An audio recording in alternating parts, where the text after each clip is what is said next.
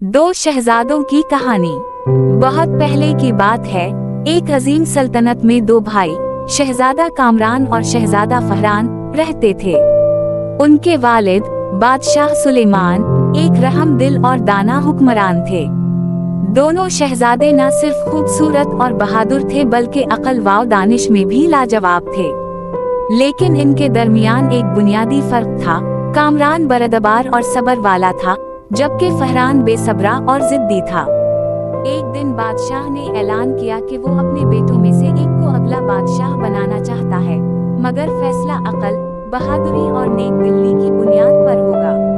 लिहाजा बादशाह ने दोनों शहजादों को एक आजमाइश दी। इन्हें एक दूर दराज वादी में भेजा गया जहां एक गुमशुदा जादुई ताज मौजूद था।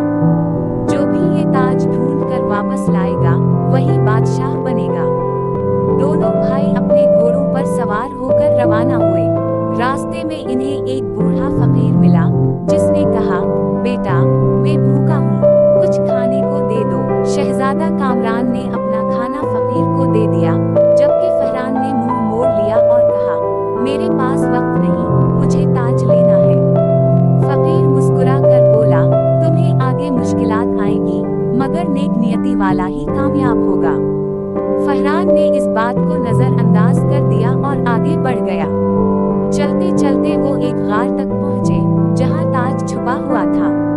मगर गार के दरवाजे पर एक देव खड़ा था, जो किसी को अंदर जाने नहीं देता था। शहजादा फहरान ने अपनी तलवार निकाली और देव से लड़ने की कोशिश की, मगर देव ने उसे आसानी से धकेल दिया।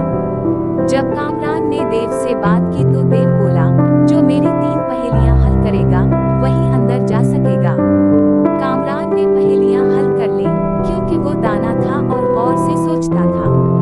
देव खुश हुआ और गार का दरवाजा खोल दिया। अंदर कामरान ने चमकदार जादुई ताज उठाया और बाहर आ गया। फहरान शर्मिंदा खड़ा देखता रहा कि उसका बेसब्रापन इसे नाकाम कर गया। जब दोनों भाई वापस महल पहुँचे तो बादशाह ने फैसला सुनाया। हुकूमत तलवार की ताकत से नहीं, अक्ल, सब्र और नेकी से चलती है।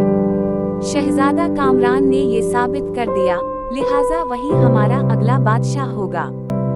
फहरान ने अपनी गलती तस्लीम की और वादा किया कि वो आइंदा नेक दिल और साबिर बनेगा। कामरान ने भी भाई को गले लगा लिया और दोनों ने मुल्क की खिदमत का अहद किया। यूं शहजादा कामरान एक अजीम बादशाह बना और फहरान इसका सबसे वफादार मुशीर। इन दोनों ने मिलकर अपनी सल्तनत को खुशहाल और मजबूत बनाया।